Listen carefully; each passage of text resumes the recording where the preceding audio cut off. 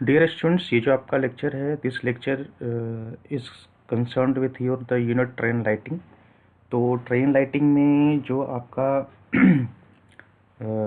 Topic है एक method to obtain unidirectional polarity and the constant output. Basically ये आपके ट्रेन लाइटिंग सिस्टम का रिक्वायरमेंट है कि आपका जो पोलरिटी जो जनरेट हो रही है डायनामो से, वो यूनिपोलर होना चाहिए, मतलब उसका टर्मिनल चेंज नहीं करना चाहिए। और दूसरा ये कि आउटपुट कांस्टेंट होना चाहिए। ठीक है, तो ये दोनों चीज़ें रिक्वायर्ड हैं किसी भी लाइटिंग सिस्टम के लिए, और वही चीज़ रिक्वायर्ड ट्रेन लाइटिंग के लिए भी है। तो पहले तो हम पढ़ेंगे कि how to obtain the unidirectional polarity, है ना। यूनिडायरेक्शनल पोलरिटी को ऑब्टेन करने का तरीका क्या है, पहले हम वो पढ़ते हैं। तो यूनिडायरेक्शनल में जैसा देखिए, एक्चुअली क्या है कि ये आप लोग को भी पता होगा कि जो डीसी जनरेटर है, जो डायनामो है, उसको हम जनरेटर बोलते हैं, ये आप लोग को पता है ना। तो ये आप लोग को बेसिकली जो वर्किंग है डीसी डायनामो यहाँ यूज़ कर रहे हैं, वो डीसी जनरेटर वाला ही वर्किंग है। ठीक है, तो इसमें ये जो होता है वो आपका शंट वुंड होता है, क्योंकि शंट में हमें पता है कि इसका जो वोल्टेज होता है वो कांस्टेंट होता है हमारे पास। और इसमें बेसिकली जो भी खेल होता है वो इस चीज़ का होता है। ये टर्मिनल जो दोनों आप देख रहे हैं, इसी टर्मिनल का सारा खेल होता है। तो अब एक होता है क्लॉकवाइज मूवमेंट हो सकता है, दूसरा एंटी क्लॉकवाइज मूवमेंट हो सकता है। दो ही पॉसिबिलिटी है आपके जनरेटर के मूवमेंट होने का। ठीक है, तो अगर केस नंबर 1, अगर आपका जो डायनेमो है या जनरेटर है, अगर वो क्लॉकवाइज मूव कर रहा है, तो देखिए ये है आपका पॉजिटिव टर्मिनल। ठीक है, ये है आपका नेगेटिव टर्मिनल, ये पॉजिटिव है, ये नेगेटिव है। तो अगर आपका डायनेमो अगर क्लॉकवाइज मूव कर रहा है, उस टाइम पे ये वाला जो टर्मिनल है एक्स, वो इसके साथ जुड़ जाता है, और जो आपका वाई है, ये वाई, वो इसके साथ जुड़ जाता है। ठीक है, तो ओवरऑल जो आपको आउटपुट मिलता है वो पॉजिटिव मिलता है। ये जो आपके टर्मिनल्स हो गए, ये टर्मिनल्स जो हैं ये जुड़ जाते हैं यहाँ से। और जब आपका डायनामो एंटी क्लॉकवाइज मूव कर रहा है, तो ठीक इसका उल्टा हो जाता है। उस केस में आपका जो है वो ऐसा कनेक्शन हो जाता है, एक्स जो है वो N1 पर आ जाता है, और वाई जो है वो आपका P पे चला है। मैंने डैश लाइन से बना दिया है। तो यही दो केस है, और यही सिमिलरिटी, मतलब जब आपने डीसी जनरेटर पढ़ा होगा उस टाइम भी लगभग ऐसे ही होता है, उसमें कुछ कुछ, है ना। तो ये वही चीज़ है। तो बेसिकली एक प्रोसेस था कि कैसे ऑब्टेन करते हैं, तो ये 2-3 लाइन मैंने इसलिए लिख दिया यहाँ पे। और इस तरीके से जो आउटपुट पोलरिटी है वो आपका यूनिडायरेक्शनल रहता है, कभी चेंज नहीं करता है। तो this is the method to obtain unidirectional polarity in train lighting system. Diagram बहुत ईजी है, आप इसको बना सकते हैं। ठीक है, और इसमें जो भी आपका है वर्किंग जो है, बेसिकली वो डीसी जनरेटर का जो वर्किंग है वही इसमें भी है। ठीक है, आगे जो टॉपिक है वो है आपका method of obtaining constant electrical output. वो जो था आपका पोलरिटी सेम होने की बात कही गई थी, ये जो बात कही गई है ये है कांस्टेंट इलेक्ट्रिकल आउटपुट। इसमें वोल्टेज आपका जो है चेंज नहीं करेगा, मतलब वोल्टेज का मैग्नीट्यूड जो होगा वो कांस्टेंट होगा, वो सेम होगा, वो वेरिएबल नहीं होगा। ठीक है, समझ गए। तो पहला वाला पोलरिटी का था, ये वाला जो आपका है ये है आपका कांस्टेंट आउटपुट, मतलब वोल्टेज चेंज नहीं करेगा टर्मिनल पे। तो पहला तो है बेल्ट ड्रिवन जनरेटर। तो इसका जो वर्किंग है बेल्ट ड्रिवन जनरेटर का, वो वैसे ही है कि dynamo is hung from the carriage under the frame. ये वाला जो है जब हम लोगों ने वो वाला टॉपिक डिस्कस किया था जिसमें आपका था and on generation, mid on generation, self generation, उसमें ये चीज़ आया था, अगर आपको याद होगा। तो उसमें सेल्फ जनरेशन सिस्टम था ना, उसमें हम जो था वो एक्सेल के पास हम लगा के रखे थे। तो अगर आपने वो लेक्चर देखा होगा तो आपको ये समझ में आ गया हो कि ये जो बात हो रही है ये सेल्फ जनरेशन सिस्टम की ही बात हो रही है। ठीक है, क्योंकि मिड ऑन जनरेशन में तो सेंटर में होता है generation system, and on generation में दोनों एंड पे होता है, और हेड ऑन जनरेशन मैंने आपको बताया था कि जो आपका लोकोमोटिव का जो आगे का जो इंजन होता है वहीं से हम पावर लेते हैं। सेल्फ जनरेशन में आपका जो अल्टरनेटर होता है, सॉरी अल्टरनेटर में बोल रहा हूँ, आपका जो डायनामो होता है वो डायनामो जो है वो एक्सेल्स के साथ ही नीचे में मतलब झूला हुआ रहता है या लटका हुआ रहता है, या फिर जो आप समझ लीजिए फ्रेम के नीचे हम उसको ये करके रखते हैं, पैक करके रखते हैं, ठीक है। और ये जो है आपका बेल्ट के हेल्प से ड्रिवन होता है। देखिए व्हील एक्सेल पुली, ये वही चीज़ है, सेल्फ जनरेशन सिस्टम की ही बात हो रही है यहाँ पे, देख रहे हैं। इसको हम बेल्ट ड्रिवन जनरेटर भी बोलते हैं। अब टेंशनिंग ऑफ द बेल्ट जो है वो डिपेंड करता है कि वेट का कंपोनेंट क्या है, डायनामो के वेट का कंपोनेंट क्या है, और position of the tension screw, ये एडजस्टिंग ये चीज़ है। इसको आप पोजीशंस करके आप इसका जो बेल्ट का जो टेंशन है ना, वो इसको आप जो है एडजस्ट कर सकते हैं इस चीज़ को हैंडल करके। और इस केस में क्या है कि इसमें प्रॉब्लम यही आती है, प्रॉब्लम लिखा हुआ है, दिस इज़ द इशू। ये इशू हो सकता है आपका कि आपका जो बेल्ट है वो स्लैक या स्लीप कर सकता है due to increase in the belt tension. अब क्या, जैसे मान लीजिए कि अगर बार बार आपके डायनामो पे लोड पड़ रहा है ना, और एक्चुअली ये होता क्यों, मैं आपको समझा देता हूँ। बेसिकली क्या है कि देखिए, जैसे डायनामो पे जब लोड पड़ेगा, लोड कैसे पड़ेगा, मतलब जो इलेक्ट्रिकल लोड है अगर वो वैरी कर रहा है बहुत ज़्यादा, या फिर इलेक्ट्रिकल लोड जिस हिसाब से जनरेट, मतलब जिस हिसाब से लोड डिमांड है उस हिसाब से आपका जो रोटर है वो उस हिसाब से घूम नहीं रहा है, पुलिस को नहीं घुमा रहा है, तो स्लिप करने का चांस होता है, समझ रहे हैं। हाँ, एक चीज़ और, अगर आपका लोड बहुत लाइट है, मतलब लोड बिल्कुल ही नहीं है लेकिन फिर भी आपका ये चीज़ चला जा रहा है, तो उस केस में भी ये स्लिप कर सकता है। क्यों? क्योंकि लाइट लोड पे आप जनरेटर रन करोगे तो उसका रोटर जो है वो स्पीड तेज हो जाता है उसका, जब स्पीड तेज होगा तो आपका जो बेल्ट है वो स्लिप कर सकता है, ठीक है। कॉन्सेप्ट समझ में आ गया, स्लिप कैसे करेगा। अब है 3 ब्रश जनरेटर। 3 ब्रश जनरेटर ये क्या है, देखिए बहुत ही सिंपल डायग्राम मैंने लगाया है ढूंढ करके। इसमें ये जो आपका बेटा है ये टर्मिनल से, यहाँ से आप लेते हो आउटपुट, ए और एफ वाला है आपका, ठीक है। अच्छा, आप एक चीज़ गौर करिए, यहाँ पर जो है 3 ब्रश क्यों किया गया, ये ब्रश नंबर 1 इसको अगर ले सकते हैं, ब्रश नंबर 2 इसको ले सकते हैं, तो ब्रश नंबर ब्रश नंबर 1 ये हो गया, 2 ये हो गया, और ब्रश नंबर 3 जो है वो ये हो गया आपका, ठीक है। गौर कर रहे हैं ये। तो इसमें जो आपका जो है, इसमें जो शंट जनरेटर है, इसमें फील्ड वाइंडिंग जो है कनेक्ट करते हैं मेन ब्रश और ऑक्सिलरी ब्रश के बीच में, और थर्ड ब्रश जो आप समझ लीजिए, ठीक है। तो ये देखिए यहाँ पर ये जो है आपका है, ये यहाँ से थर्ड ब्रश आया और ये आपका है मेन वाला, ठीक है। तो ये जो है आपका, इससे हम इसको कनेक्ट कर दिए। बाकी ये जो है आपका, इसको हमने एक ब्रश को हमने अर्थिंग करके रखा हुआ है हमेशा के लिए, ठीक है।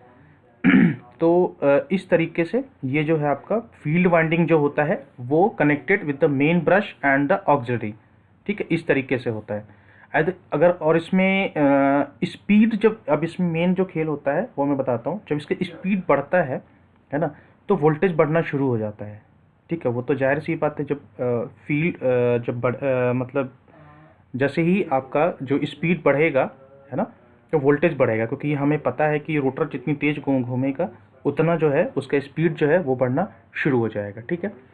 और जब वोल्टेज बढ़ेगा तो करंट बढ़ेगा, ठीक है। बिल्कुल सिंपल कॉन्सेप्ट है कि समझिए कि स्पीड बढ़ रहा है तो ईएमएफ इंड्यूस्ड बढ़ेगा, ईएमएफ इंड्यूस्ड बढ़ेगा तो वोल्टेज बढ़ेगा, वोल्टेज बढ़ेगा तो जब आप उस कॉइल को लोड से कनेक्ट करके रखेंगे, जब उस कॉइल को आप लोड से कनेक्ट करके रखेंगे तो करंट फ्लो होगा।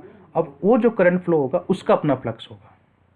आया समझ में? मैं रिपीट कर देता हूँ, आपका रोटर घूम रहा है, उसने अपना एक ईएमएफ इंड्यूस कर दिया, तो एक वोल्टेज आपके मिलेगा टर्मिनल पे। अब जब आप उससे लोड कनेक्ट करेंगे तो एक करंट फ्लो हो जाएगा उस ईएमएफ की वजह से, तो उस ईएमएफ की वजह से जो करंट होगा उसका भी अपना एक फ्लक्स होगा, और वो फ्लक्स जो है वो अपोज करेगा मेन फ्लक्स को, और इस वजह से वोल्टेज जो है वो अगर बढ़ भी रहा होगा तो आकर के रुक जाता है। यही खेल होता है हर जगह पे, ठीक है। तो देख लेते हैं क्या लिखा है यहाँ पे। तो this increase in the voltage increase the current delivered by the generator. अब करंट बढ़ना शुरू हो गया। अब करंट जब बढ़ना शुरू हो गया तो मैग्नेटिक फ्लक्स का डिस्ट्रीब्यूशन भी चेंज होना शुरू हो जाएगा। ठीक है, जो मैंने आपको बताया, to this the voltage between the third brush and the main brush reduce. अब जब इसका, वही मैंने कहा ना, इसका भी एक अपना फ्लक्स होगा, वो फ्लक्स जो है वो मेन फ्लक्स को अपोज करेगा, उस वजह से वोल्टेज रिड्यूस हो जाएगा। ठीक है, this reduces the field current. अब देखिए ना, अब फ्लक्स, अब नेट फ्लक्स रिड्यूस हो गया, समझिए। नेट फ्लक्स मतलब जो मेन फील्ड का फ्लक्स था और जो आपका ये जो हमने शंट लगा रखा था, वो दोनों अब अपोजिशन में आ गए, तो अब उसका जो फील्ड है वो घटना शुरू हो गया। ठीक है, मतलब एक जो फ्लक्स है मेन जो जनरेट कर रहा है, और दूसरा फ्लक्स जो है वो करंट की वजह से जो हुआ, वो दोनों जब इंटरेक्ट करेंगे तो जो नेट फ्लक्स है वो घट जाएगा। अब नेट फ्लक्स घटेगा तो वोल्टेज घटेगा, वोल्टेज घटेगा तो करंट घटेगा। समझ रहे हैं? बहुत ही सिंपल कॉन्सेप्ट है, इसको तोड़ तोड़ के स्टेज में समझिए कि पहले रोटर घुमा, फ्लक्स जनरेट हुआ, वो वोल्टेज बनाया, उस वोल्टेज से हमें करंट मिला। ठीक है, ये एक स्टेज हो गया। दूसरा, अब जो करंट मिला उसका अपना फ्लक्स होगा, वो फ्लक्स जो हमारा मेन फ्लक्स था जिससे हमें वोल्टेज मिला उसको अपोज करेगा, और उसको अपोज करने की वजह से करंट घटेगा। ठीक है, ये हो रहा है मेनली। तो इस तरीके से आपका जो वोल्टेज है वो एक पर्टिकुलर वैल्यू पे आकर के रुक जाता है। तो इसमें हमें एब्सोल्यूट कांस्टेंट वोल्टेज तो नहीं मिलता, लेकिन एक रेंज ऑफ वोल्टेज मिल जाता है, वो वैरी नहीं करता है, तो उसको हम लोग कांस्टेंट ही एज्यूम करके चलते हैं। ठीक है, तो ये था आपका एक मेथड जिसको यूज़ करके हम आपका कांस्टेंट वोल्टेज जो है वो हम लेते हैं। अब आइए, रोजनबर्ग जनरेटर एक है, ये special kind of DC shunt generator है, जिसको हम लोग क्रॉस फील्ड डीसी मशीन, ये आपने पढ़ा भी होगा जब मशीन्स आप पढ़ रहे होंगे, तो क्रॉस फील्ड डीसी मशीन होता है ये रोजनबर्ग जनरेटर। तो इसको हम ट्रेन लाइटिंग में यूज़ करते हैं, और इसका जो प्रॉपर्टीज़ क्या है कि ये ईएमएफ जो है डेवलप करता है, ये independent of the direction of the rotation है, मतलब कि whether it is rotating clockwise और एंटी क्लॉकवाइज, जो पोलरिटी है वो नहीं चेंज करेगा। तो जाहिर सी बात है कि जो डीसी जनरेटर है उसका पोलरिटी चेंज नहीं करता है, तो एक तो ऑटोमेटिकली इसका ये इनहेरेंट या इनबिल्ड प्रॉपर्टी ही हो गया। और it produces a current which beyond a certain speed remains constant, और करंट भी इसका कांस्टेंट होता है, मतलब कि कांस्टेंट वी और कांस्टेंट आई के लिए जाना जाता है। समझ रहे हैं ये चीज़? अब आगे देख लेते हैं। अब इसमें देखिए, अब इसका जो अरेंजमेंट है, ये आपका मेन फील्ड है एफ और एफ। ठीक है, ये एफ और एफ मेन फील्ड है, और ये जो आपका है एल और एल, इसको हमने शॉर्ट सर्किट कर रखा है। ठीक है, अब होता क्या है कि सबसे पहले तो आपको पता है कि ये जो मेन फील्ड है एफ एफ है ना, ये जो एफ एफ जो है वो आपका जो मेन फील्ड प्रोड्यूस करेगा, ये एफ और ये एफ है ना। अब क्या होता है, ये जो फील्ड प्रोड्यूस किया उसमें आपका ये जो है आर्मेचर घूमना शुरू हो गया। ठीक है, इसमें आपका जो है आर्मेचर जो है वो, आर्मेचर कॉइल जो है वो इसमें आपका घूमना शुरू हो गया।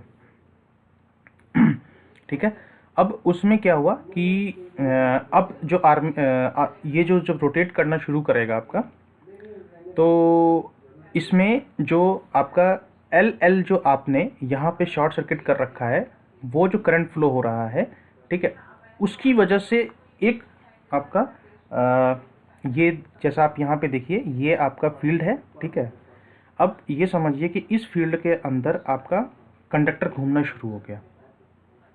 ठीक है, इस फील्ड के अंदर आपका जो कंडक्टर है वो घूमना शुरू हो गया। ठीक है, उसके बाद अब ये जब क्लॉकवाइज घूम रहा है तो इसमें क्या होता है कि एम और एल, ठीक है, देखिए क्लॉकवाइज मतलब ऐसे घूमा, तो ये जो एम एल के डायरेक्शन में आपका जो है एक फील्ड जनरेट होता है। ठीक है, एक जो है फील्ड जनरेट होता है इस एफ एफ की वजह से। ठीक है, तो ये एफ एफ जब फील्ड जनरेट करेगा और जब आपका आर्मेचर रोटेट करेगा, तो ये जो अब ये आर्मेचर कंडक्टर कट करेगा मैग्नेटिक फील्ड को, तो उसकी वजह से एम एल की डायरेक्शन में एक फील्ड जनरेट हो जाता है, उसको क्रॉस फील्ड हम बोलते हैं। ठीक है, और द एंड फील्ड क्या लिखा है, the motion of the armature conductor through this cross field generates an E M F and current through M M axis. ठीक है, अब ये चीज़ आपको गया आपका, तो अब वही चीज़ हो रहा है, ये एक्चुअली क्रॉस मैग्नेटिज्म आप लोगों ने पढ़ा होगा, है ना। क्रॉस मैग्नेटाइजेशन क्या होता है, बैक ईएमएफ क्या होता है, ये वही फंडा चल रहा है यहाँ पर भी, कि अब वो जब क्रॉस फील्ड जनरेट करेगा तो वो मेन फील्ड को अपोज करेगा, जब वो मेन फील्ड को अपोज करेगा तो आपका जो वोल्टेज है वो कांस्टेंट हो जाएगा, ईएमएफ जनरेशन कांस्टेंट हो जाएगा, बस वही चल रहा है। ठीक है, बाकी मैं वैसे पढ़ के मैं समझा देता हूँ। तो when the armature rotates through the magnetic field set up by the FF, a current is produced which flows through the short circuited armature LL and creates a powerful cross field ML। अब ये ML के cross जो है वो strong field generate होगा जो LL में current flow होगा उसकी वजह से, जो मैंने आपको बताया था। ठीक है, तो अब the motion of the armature conductor through this cross field generates an EMF and current along MM axis. ठीक है, अब इसके मोशन की वजह से MM की डायरेक्शन में क्रॉस फील्ड जनरेट होगा और वो क्रॉस फील्ड जो है वो अपोज करेगा मेन MF को। ठीक है, और उसकी वजह से आपका जो वोल्टेज है वो कांस्टेंट होकर के रुक जाएगा। बिल्कुल जो क्रॉस फील्ड वाला जो आपने कॉन्सेप्ट पढ़ा था, ये क्रॉस फील्ड वाला ही काम कर रहा है। ये जब आप जनरेटर पढ़ते हो तो उसमें बैक EMF क्या होता है, वो कहाँ से आता है, क्रॉस फील्ड जनरेशन क्या होता है, ये कॉन्सेप्ट वहीं से आ रहा है आपका। ठीक है, और जब इसका जो रोटेशन जब आप रिवर्स कर दोगे तो उस केस में जो ये फील्ड का डायरेक्शन है वो भी ऐसे रिवर्स कर जाएगा, तो अल्टीमेटली फिर सारा कुछ रिवर्स कर जाएगा। ठीक है, अल्टीमेटली सारा कुछ फिर रिवर्स कर जाएगा, तो पोलरिटी चेंज नहीं करेगी, है ना, पोलरिटी आपकी चेंज नहीं करेगी। तो इस तरीके से आपका जो है हम कांस्टेंट आउटपुट जो है हम लेते हैं। 3 मेथड हमने पढ़ा है। एक तो आपका सेल्फ जनरेशन सिस्टम वाला है ना, जो सस्पेंडेड वाला आपका था, ये वाला बेल्ट ड्रिवन जनरेटर। उसके बाद 3 ब्रश जनरेटर ये पढ़ा हमने। उसके बाद है आपका रोजनबर्ग जनरेटर, इसके हेल्प से हम कैसे करते हैं। ठीक है, और लास्ट में आपका है reasons of failure of under frame generation equipment. एक छोटा सा टॉपिक दिया हुआ है आपका कि जो अंडर फ्रेम इक्विपमेंट हैं, मतलब कि एक्सेल के पास समझ लीजिए, उसके फेल होने के रीजंस क्या क्या हो सकते हैं। तो या तो जनरेटर का बेल्ट जो है फॉलिंग ऑफ और बिकमिंग लूज, दोनों में से अगर कोई एक सिचुएशन हो जाए तो फेल कर जाएगा। Poor quality of generator brush sticking in brush boxes and commutator getting dirty, मतलब जो अगर आपका ब्रश बॉक्स है अगर वो ख़राब गंदा हो गया या फिर कम्यूटेटर अगर आपका गंदा हो गया तो उस केस में भी आपका जो है under frame generation equipment fail कर सकता है। या फिर जनरेटर का फ्यूज़ जो है वो उड़ जाए, या शोल्डर जो है वो ख़राब हो जाए, सेल्स डिफेक्टिव हो जाए आपके, प्रोपेलर शाफ्ट जो है अगर वो लूज़ हो जाए, या फिर एक्सेल पुली वो अगर लूज़ पड़ जाए। तो ये सारे वजह अगर क्वेश्चन आता है एग्जाम में कि what are the reasons for the failure of under frame generation, तो ये सारा पॉइंट जो है आप लिख सकते हैं। बहुत ही सिंपल पॉइंट है, बहुत ही लॉजिकल पॉइंट है, इसमें ज़्यादा कुछ समझने का नहीं है। आप खुद सोच के देखिए कि कोई भी चीज़ एक्सेल के नीचे लगा हुआ है तो उसका फेल होने का रीज़न क्या हो सकता है। 3-4 रीज़न तो वैसे ही दिमाग में आ जाता है कि अगर या तो एक्सेल सही से नहीं काम कर रहा होगा, पहला रीज़न तो यही समझ में आता है ना, या दूसरा ये कि या तो उसका जो बेल्ट का सिस्टम होगा वो ठीक से नहीं होगा, या फिर अगर ब्रशेस सही से ना लगे हों तो भी फेल कर सकता है। तो ये इलेक्ट्रिकल प्रॉपर्टीज़ में आ जाएगा। मैकेनिकल प्रॉपर्टी में आपका आ जाएगा एक्सेल, प्रोपेलर, ये सब ये हो गया आपका मैकेनिकल पार्ट, मतलब ये है जो लिखा हुआ है, ये हो गया आपका मैकेनिकल रीज़न, ये वाला ये मैकेनिकल रीज़न हो गया, ये भी आपका मैकेनिकल रीज़न हो गया। तो 1 2 3 है ना, ये मैकेनिकल रीज़न हो गए, ये आपके इलेक्ट्रिकल रीजन्स हो गए। ये वाले जितने भी पॉइंट हैं ये आपके इलेक्ट्रिकल रीजन्स हो गए। ठीक है, तो ये हो गए 1 2 3 4 हो गए आपके इलेक्ट्रिकल रीजन्स और 3 हो गए मैकेनिकल रीजन्स। तो कोई भी एक चीज़ इसमें हो करके आपका जो अंडर फ्रेम जनरेशन इक्विपमेंट है वो फेल कर सकता है। ठीक है, तो ये था आपका रोजनबर्ग वाले को थोड़ा सा ध्यान से पढ़िएगा क्योंकि ये इतना वैसे टफ है नहीं, क्योंकि अगर आपने क्रॉस फील्ड डीसी मशीन पढ़ा होगा तो आपको समझ में आ जाएगा कि क्रॉस फील्ड मैग्नेटिज्म जनरेट कैसे होता है। बेसिकली क्रॉस फील्ड क्या है, मतलब 90 डिग्री पे जनरेट होता है ना फील्ड, वही क्रॉस फील्ड है आपका, और कुछ नहीं है। तो मतलब मेन फील्ड का डायरेक्शन और जो जनरेटेड फील्ड का डायरेक्शन अगर 90 डिग्री पे हो जाए या एंगल अलग हो जाए तो क्रॉस फील्ड वही हो जाता है। तो एक होता है मैग्नेटाइजिंग इफेक्ट, एक होता है डीमैग्नेटाइजिंग इफेक्ट। ये टर्मिनोलॉजी आपने पढ़ा होगा, जब डीसी मशीन पढ़े होंगे आप तो उसमें पढ़ा होगा आपने कि एक होता है क्रॉस फील्ड का मैग्नेटाइजिंग इफेक्ट, एक होता है क्रॉस फील्ड का डीमैग्नेटाइजिंग इफेक्ट। तो यहाँ पे हो रहा है क्रॉस फील्ड का डीमैग्नेटाइजिंग इफेक्ट रोजनबर्ग वाले में। ठीक है, तो वही डीमैग्नेटाइजिंग की वजह से आपका मेन फ्लक्स जो है वो अपोज हो रहा है और फ्लक्स कंट्रोल में आ जा रहा है। तो फ्लक्स कंट्रोल में आएगा तो वोल्टेज जनरेशन वो कांस्टेंट होगा। तो ये था लेक्चर जो जिसमें मैंने कवर किया कि यूनिडायरेक्शनल पोलरिटी कैसे हम जनरेट करते हैं और कांस्टेंट आउटपुट हम कैसे जनरेट करते हैं. सो अगर कोई डाउट होगा then you can ask, and thank you so much for watching this video and take care of yourself.